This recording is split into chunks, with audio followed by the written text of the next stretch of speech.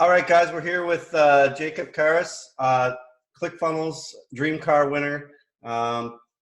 Currently just killing it in the affiliate marketing world.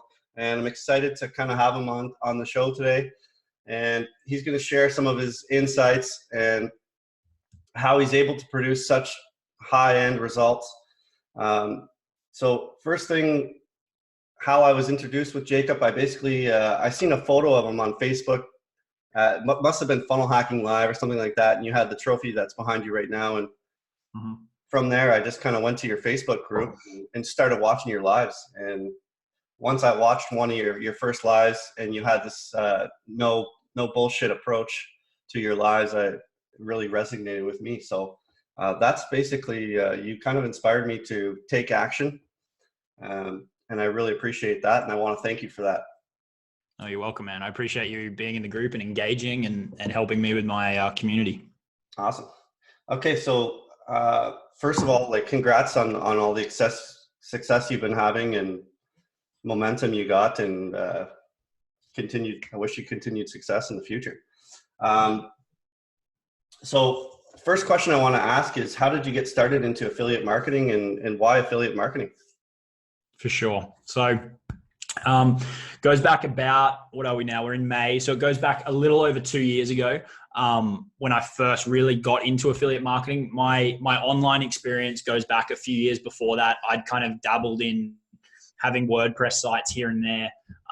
But I also had a very time-intensive job. I worked in corporate finance, so that always kept kind of getting in the way. I'd start a project and then always had this kind of desire to do something online. Just because of the time freedom that it provides and the location freedom. And then obviously it can be quite lucrative if you figure out the whole game. So always wanted to do that, but the job kind of kept pulling me back towards that direction. So that was probably around 2012, 2013, I started doing that. As you can probably tell from my accent, I'm Australian. So grew up over here, and then actually went to New York for a couple of years to work. And it was while I was in New York, working away, doing like the Wall Street finance thing, that I got hit with an ad on my Facebook feed one night from Russell Brunson of Clickfunnels for his affiliate challenge, which, there's 60,000 people in that group now. But back when I joined, there was only like 3,000 or 4,000. And so that was April 2017. And that's really when I got back into the online game. And it was at that point that, work was just crushing me. I was doing like 70, 80 hours a week consistently. I was traveling, no weekends, hardly any life. I was obviously making good money because of the industry that it was, but it just wasn't worth it to me. And so that time when it popped up, it kind of got me at a point in my life where I was like, all right, this is something I want to take a run at. And just the way Russell explained it, we were talking about before we kind of jumped on this call about how affiliate marketing is kind of a great segue online, because it allows you to, focus on learning how to drive traffic, providing value to an audience, building funnels, all those kind of things on the front end that you need to understand without having the stress of, the product creation and the product fulfillment and the customer support, handling, payments and refunds and all that kind of stuff. So it's a really great kind of stepping stone into the internet marketing game. And so when it popped up, I was like, all right, this makes sense to me. This is something I really, really want to have a go at. And so I got into the Clickfunnels group and started going through their training. But I pretty quickly realized that if I wanted to get the results that I was looking for, I'd need to be a little bit different. And we'll talk about that a little bit more on one of the other questions I know you've got lined up for me. But so I started scoping out who are the people in the group that are super successful, who are the people that are already crushing it, and came across a guy by the name of Greg Jeffries. And he had a little course. I did a bit of stalking of him and his websites and all that kind of stuff. And that's one of like the best skills you can have in affiliate marketing is stalking people and looking at what they're doing and trying to figure it out. And I found this little course that he really wasn't even promoting that much at the time. And it was only $100, and it was all about SEO. And that for me was really the starting point. That was what got me my first win, my first, commission started coming in, and that kind of sparked the whole affiliate marketing thing from there. Well, that's awesome. Well, now you're basically leading the way that way too, because I'm sort of stalking you, and so I've kind of been taking your approach when it comes to that. So two guys Yeah. that I kind of look up to in the industry is Spencer Meekum and yourself. Those are the two guys I've kind of been focusing my strategies, watching what they're doing, and trying to learn as much as I can from Well, them. I actually so after I got into Greg's stuff and started doing the SEO thing, I did that for about like 9 months. That was my focus, but again, I was still working full time, so I couldn't do a ton. And then I moved back from New York to Australia, and I wanted to get into the paid side of things, and that's when I bought Spencer's course at that point in time. So that was kind of early 2018. And so, yeah, Spencer's done a lot for me as well. His course taught me a lot. His course really helped me scale from like 2K a month up to about 12, That's over crazy. the space of like eight or 9 months. And then it was kind of at that point that I was actually able to leave my job, and I got to meet him in February at Funnel Hacking Live, which was cool too.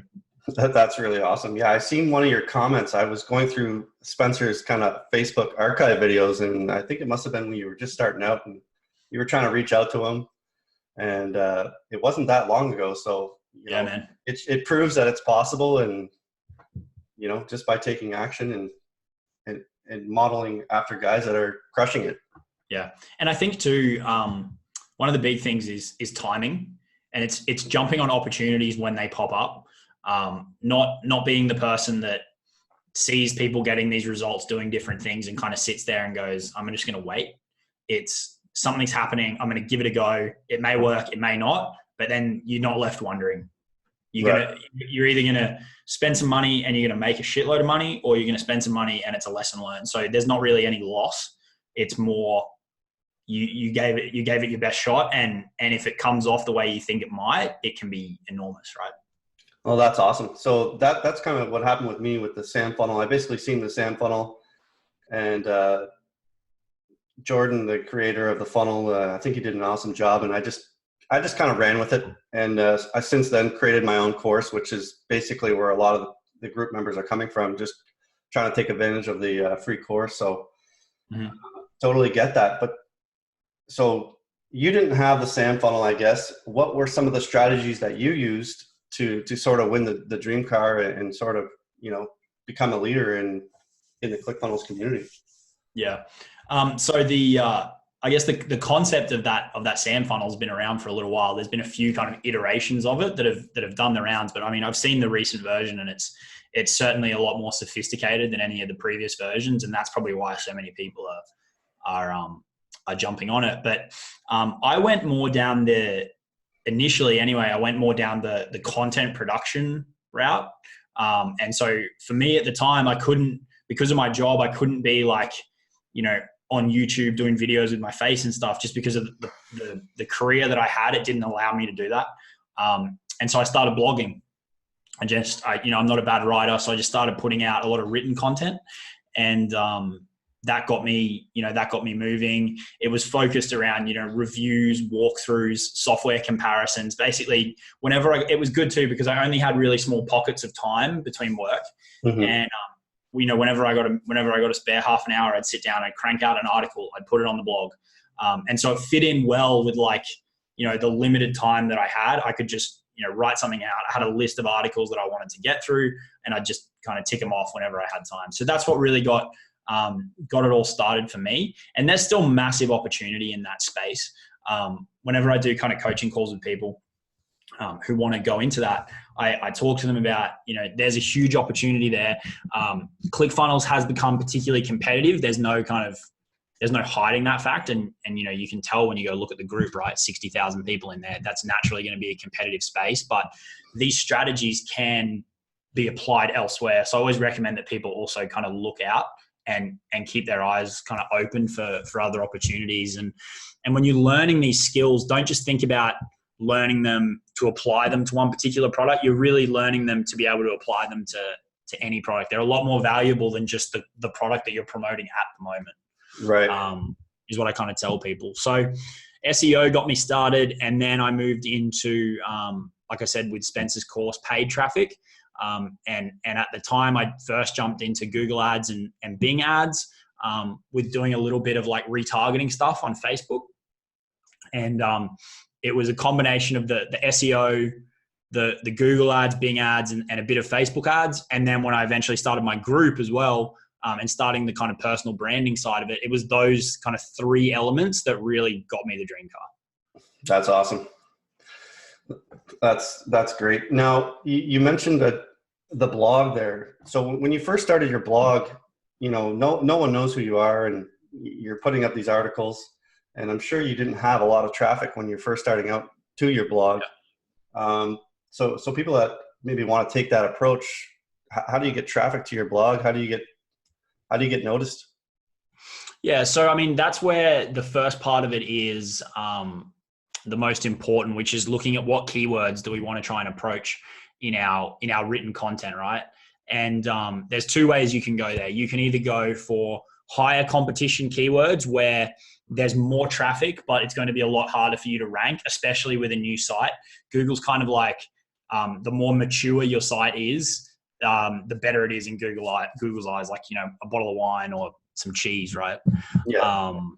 Whereas if it's a new site, it can be particularly hard to rank for those competitive terms. So the approach I used that I learned off Greg was focusing more on what are called longer tail keywords. And that's a more specific search term. So instead of trying to rank for something that might be only 1 or 2 words that someone's searching for, we're talking like 3, 4, 5, 6, and there'll be less traffic. But if you put the work in and put out multiple pieces of content across different longer tail keywords, you can kind of get the volume that way. And that's how I got started. When you adopt that approach, if you get creative and you go out and find different keywords for different products, you can get onto page 1 of Google in a day. It's just that people spend a lot of time on particularly competitive stuff.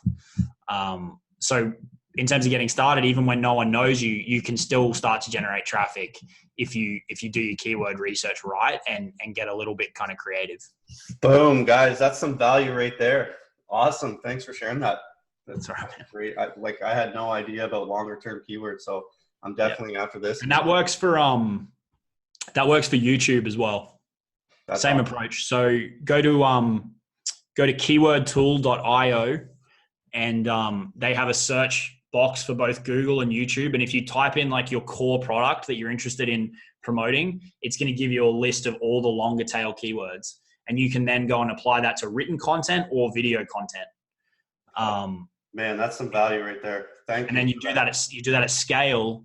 And that's where you can, start to generate more traffic. Yeah. That's awesome, man. This is one thing that I love is just how transparent you are. And, it's awesome that you're just willing to help out. Okay. So moving on here. So one thing I noticed, you're not just married to Clickfunnels. You're promoting other products, and you had your first $100,000 day with the Tony Robbins, Dean Graziosi, Russell Brunson launch. Yeah. And I love that you're not married to one thing. You're very adaptable on your approach. And how do you go about finding these products that you want to promote? Yeah. So I think there's a couple of parts to that question that's helpful for your audience to understand. There's a fine line between promoting too many products and not promoting enough. When I was first getting started, I was very ClickFunnels heavy because I set the goal of winning that dream car. And I basically said, I'm focused on this until I achieve it. And then once I did that, it was really when I opened my eyes up and started looking for other opportunities. That being said, while I was 100% focused on ClickFunnels, I still had kind of my ear to the ground and was looking for different opportunities. One example of that is have you heard of Dan Henry? He's pretty big in the ClickFunnels community. Yes. So he used to have an affiliate program for his very first course that he put out, that won him his first 2 Comma Club. And there was he really wasn't even telling many people about it. And as in the affiliate program, I found it on the bottom of one of his emails and then applied and got accepted. And I put up 1 article and 1 video, or 2 videos and 1 article. And because nobody was promoting it, they were on page 1.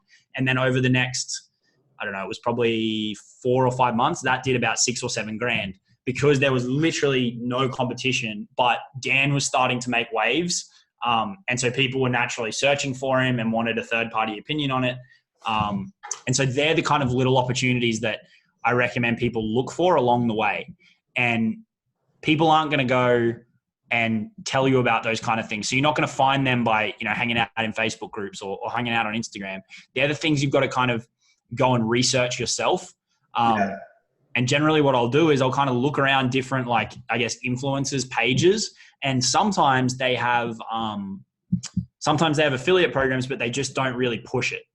And if you can find those, they're the ones that can make you a quick $1,000 a month for a little while until it becomes more, saturated. And that comes back to the timing element of it as well that we were talking about. Yeah. Jumping on those things when you find them. Wow. That's some, again, more great value bombs there.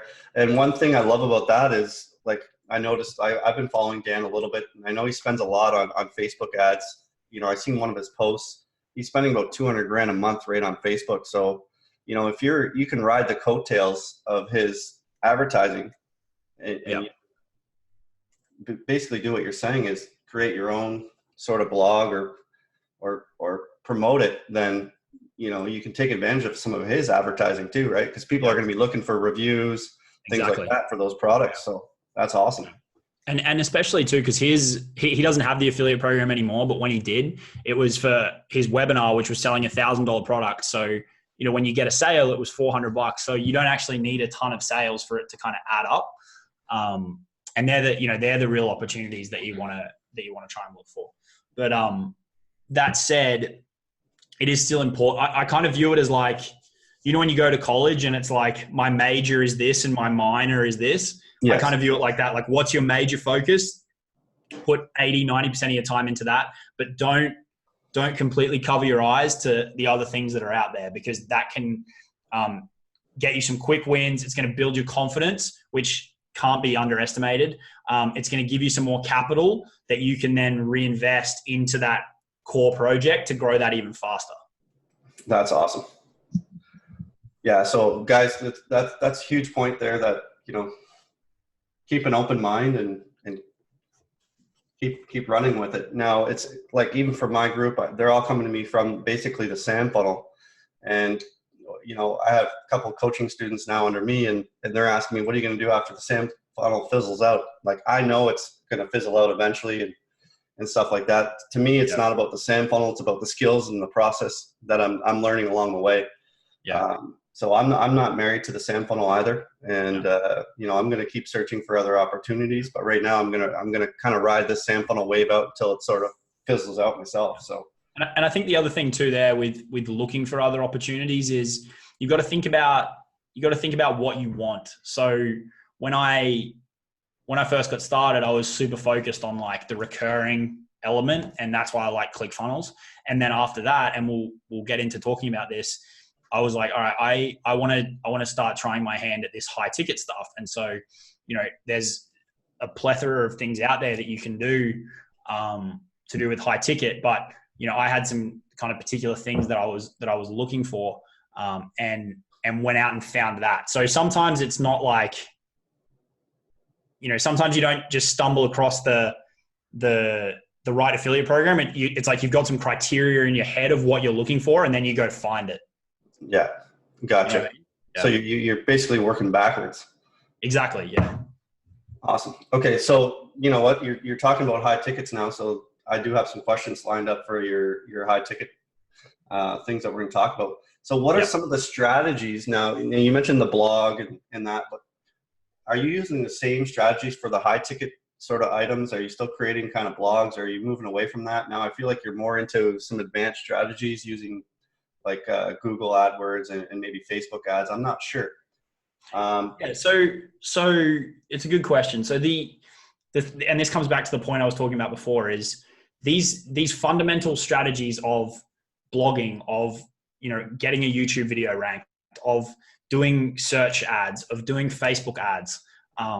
These can all be applied to any type of affiliate product, right? It's not just I'm doing a blog for ClickFunnels. It's like I'm doing a blog and I can apply that to anything. Or I'm learning Facebook ads and I want to apply it to this product, but you can then also take that and apply it to any product, right? And so that's how I was able to kind of jump from ClickFunnels to Legendary Marketer, which is one that I'm in now, and kind of get results quickly, was because I already had this skill set built up, and then was able to kind of jump headfirst into it. And yeah, it's the exact same strategies that I kind of spoke about before. It's just that now I've got a bit more money behind me to invest faster, and because I've got the skills, I know a little bit more that I can scale faster as well. So the results come faster. And that's kind of another key point for your audience, man, is this affiliate marketing game is definitely not like a linear path. This is like the definition of exponential growth. Like it's going to trickle along. It's going to go up a little bit, but then it's going to just go as you get more money, as you get more experience, as you get more contacts, it can really, really blow up. Well, I hope what you're saying is true, because I'm still kind of, in sort of the beginner stage, I guess. Yeah.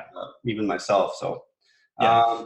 But yeah, I mean, so to go back to the kind of core question, the strategies are exactly the same. And one of the criteria that I was looking for in the high ticket space was that I didn't want to have to go out and promote something off the front that was like $1,000 or $2,000 or $5,000, because what you find with those, particularly with competitive affiliate programs, is that you end up in what I like to call a bonus war, where it'd be me and you and 10,000 other people all competing for the same product, and it's like who's got the biggest bonus stack wins the day. I didn't want to get involved in that shit. I don't like it. And it's a waste of time. A lot of the time, it's a waste of time. Well, one of the things I noticed, and this is why I resonated with you, is you've kind of taken the approach. Like I found a lot of these bonus stack offers personally. Like I know that's what ClickFunnels teaches, and I know they do work. But to me, they have a scammy type of feel to them. All these bonus stack offers, like they're really good bonuses. Sometimes, a lot of the times, it's shit. Exactly. So that's one of the things that I really appreciate, in that you never have the scammy feel. You're real and you're authentic, and I love that about. I love what you're doing, man. Thanks, man. So just circling back, the high ticket thing that I got into, I didn't want to have to go down that path. I didn't want to have to stack the bonuses. And so with Legendary, what I found was that all I had to sell was their $30 front end product, and then they do the high ticket stuff on the back end. So I'm not competing with people for a $2,000 sale. I'm competing with people for a $30 sale, which is a hell of a lot easier to make.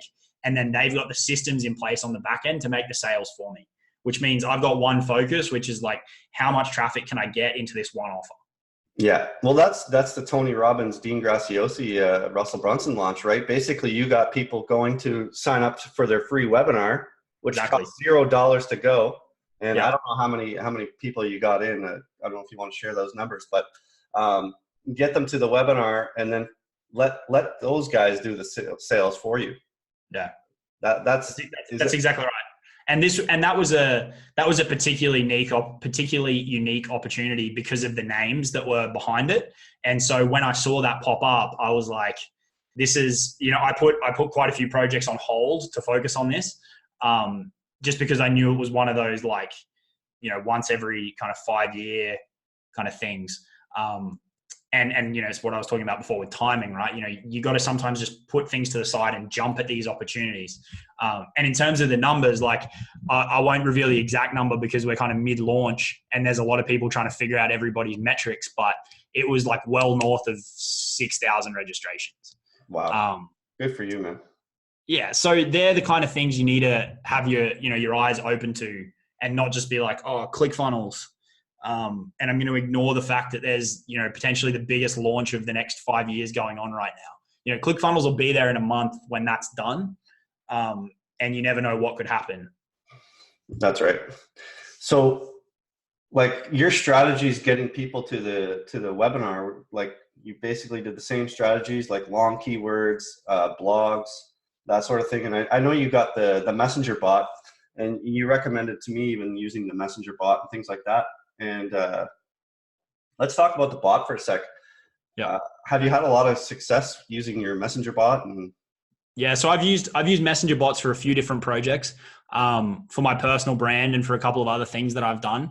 But it's hot at the moment, and again, timing, like jumping on these things, and that's why I recommended it to you when I was kind of bouncing back and forth on the live. Was, differentiate yourself a little bit.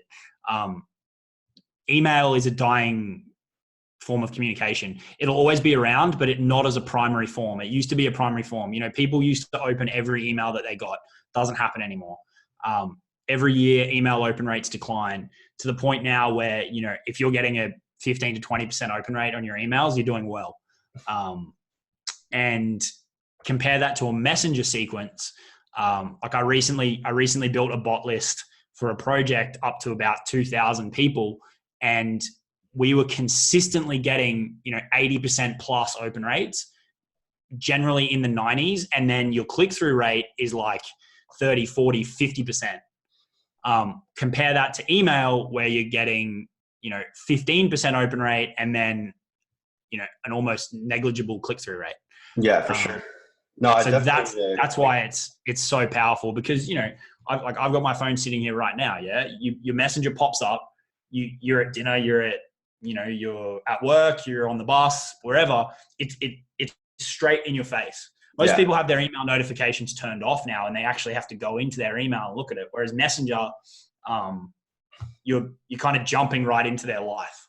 That's awesome. Yeah. So I'm in the process right now of creating my own sort of funnel using a bot. So I'm taking your advice, and before I actually launch the bot, I've kind of got some beta testers going through it. I want to make sure it's perfect, and then I'm going to try to drive some traffic to it and see if I can get some results using it. So I totally agree with you with the email as well, that it's sort of kind of dying out. So yeah, like that's the thing with marketers. We all got to be adaptable to what's going on around us, right? You have to be able to adapt your strategies. If emails aren't working, then if the bot's the newest thing or whatever, then you got to run with that, right? Yeah, I mean, email's always going to be there, and a lot of people are hesitant to go into these messenger things because Facebook really owns the list and all that kind of shit. But if you keep that mindset, you're going to become extinct, because you're just not going to be able to compete with people in the short term who are leveraging these strategies. And you can get people on a messenger list, and then the first thing you can do is get them on your email list automatically. So it's like, if you can do two birds with one stone, why wouldn't you do that, right? That messenger subscriber is going to be infinitely more valuable.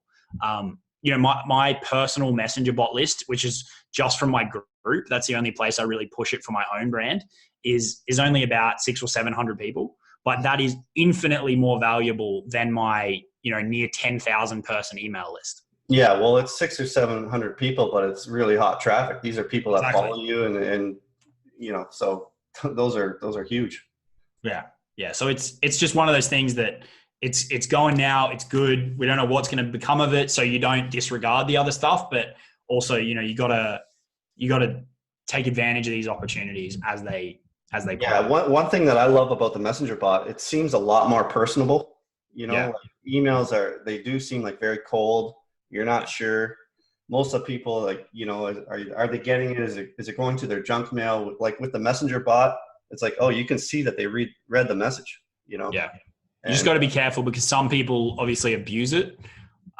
It's not like email where you can send them a blast every day, or I've been on marketers lists where they're sending me 2, 3, 4 emails a day. You just can't do that with messenger bot, because you're going to piss people off really, really quickly. Yeah, no, for sure. I'm on your messenger bot list, and I noticed, your bot, the way you got it set up is perfect, man. And like, it's like, I look forward to actually getting your messenger bot messages, because I'm always like, oh, what's he up to now? So what's he doing next? Yeah. I love it. It's almost like you just kind of got to savor the blasts for like the best opportunity. So I used it for this launch because I wanted to, bring in part of my audience into that. And I use it when I launch a new product, or if I'm doing a live on a particular topic that I want to make sure people see. Like, you just got to be a little bit strategic about how you use it, rather than email where people just, blast out like crazy.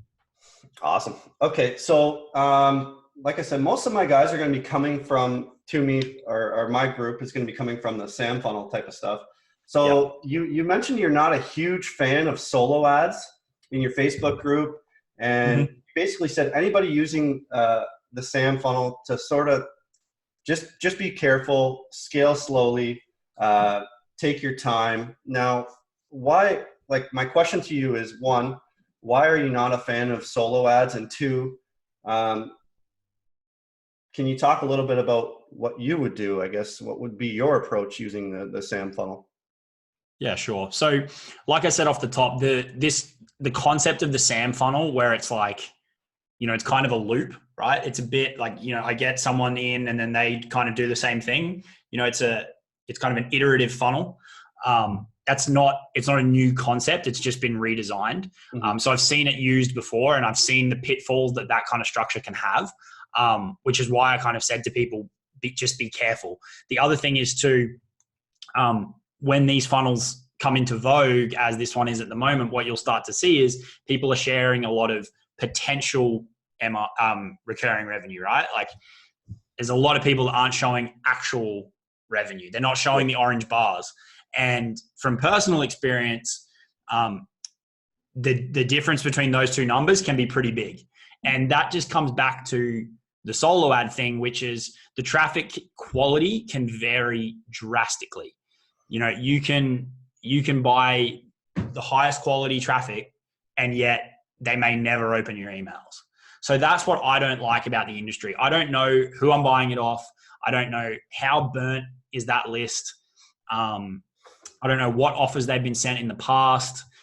There's a lot of dodgy shit that goes on with like people getting trials with fake credit cards and all that kind of stuff. That kind of plagues the solo ad industry. Just for me, there's I wanted to advance past solo ads as quickly as I could, just because I had more control over the quality of traffic from other places. I can understand the appeal for people getting started because it's a lot easier to go, here's $50, send me 100 clicks and we'll see what happens.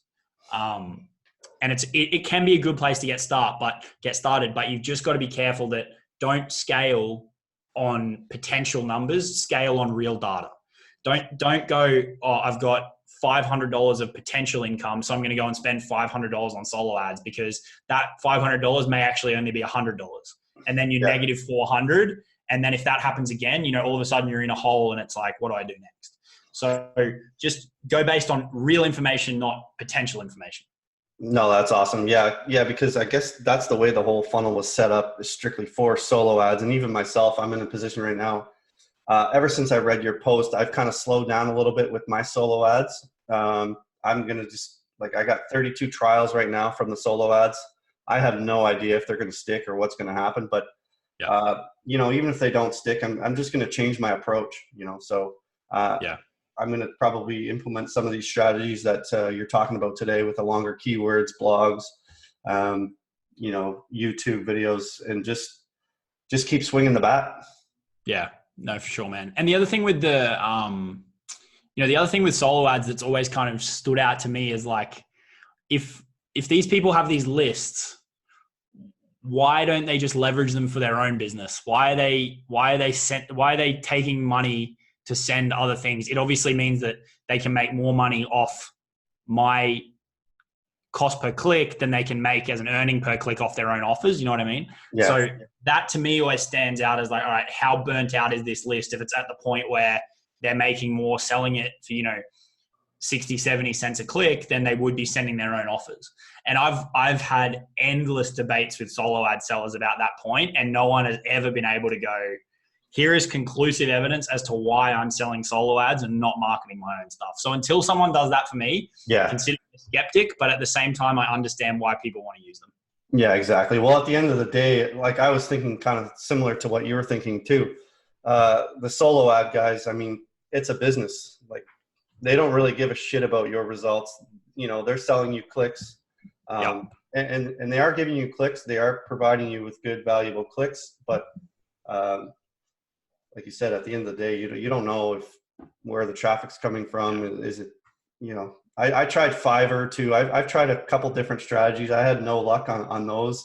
I've just been trying a bunch of different strategies myself and finding out what works the best. And I've recently just created my own free course. Inside of my course, I got some affiliate links in there, and I was thinking, if I'm providing free value, free content for people, then, you know, maybe they're going to be wanting to click on my link. So that's basically one strategy that I started to implement right away. Yeah. And then I think honestly, I think that's a much better approach, because the other thing with these types of funnels is that the real value in them can be quite thin, right? Like, people are just kind of getting the funnel to get another funnel, and that's kind of that loopy thing that I was talking about before. So if you can actually give people content and a course that actually teaches them some raw skills, that juices up the value of the whole kind of structure. And that is a good point, in that if you look at the people that are really successful with these funnels, they're the initial adopters who have already got an audience. They're the people that they know that they can put their link out there to an existing group of people who are real people, and there's no question of the quality of the people in their group or the people already on their list or their YouTube channel or their Instagram or wherever their audience currently exists. They can leverage that to get those initial results, which is then what gets everybody else excited. But what a lot of times is people don't realize that, you know, they're missing that piece of having their own audience already. So I like the fact that you've kind of recognized that and gone, I need to start building my own audience, because that's going to really help me. Yeah, well, I think it comes back to, and ClickFunnels talks a lot about this, it's the cold traffic, warm traffic, like hot traffic type of thing. And let's face it, I mean, the SAM funnel is designed for cold traffic. And personally, like I kind of picked up on that's probably not the best approach. I originally had in my SAM funnel basically a free one-on-one coaching call offer, and I've had about maybe 10 or so people sign up for that offer, but not show up to the meeting, not show up to the coaching call meeting. And that's because, and this is me learning, but that's because it's cold traffic. Like, these people don't have any ties to me. They don't know who I am. So and the people on these lists are like offer junkies. Like, they would have seen your offer on a Friday, and then they go out for a beer, and then Saturday morning they wake up and turn on their laptop, and it's like, oh, the same person sent me another offer. What's that all about? And so they've completely forgotten about you and your SAM funnel the next day. Whereas someone in your group who goes onto their Facebook feed and they see that you're there and that you're offering something, it's just like, it's infinitely easier to help those people, and it's an infinitely better use of your time. Like, one person in your Facebook group, or anybody's Facebook group for that matter, will be worth way more than 10 people from a solo ad. Without even having raw data to back that up, I can tell you that would be true. Oh yeah, for sure. Yeah, so that's awesome. All right, I think that's pretty much it, man. Let's wrap it up. I appreciate all the value that you've given in this interview, and I'm sure my fans are going to appreciate it. And just keep doing what you're doing, man. Keep inspiring, keep crushing it, and I look forward to keep following you. And I'm always interested in offers that you're coming out with and different products that you're promoting. Thanks, man. I appreciate that. Hopefully people found it helpful, and make sure you all stick around in the group and keep engaging. And I know Mike will steer you in the right direction. He's obviously just getting started on his journey as well. But as I say to the people in my group, is we don't need to be, 10 years in front of the people that we're teaching. Like, I've only been in this game for 2 years, and I've got a good group of people that I'm helping out. And so now Mike's doing the same thing. We only need to be a few steps in front, and you're able to help a lot of people. And that's obviously what you're starting to do now. So that's really cool. So keep that up. All right, man. Thanks a lot. Appreciate it. Cool. Thanks, man. Cheers.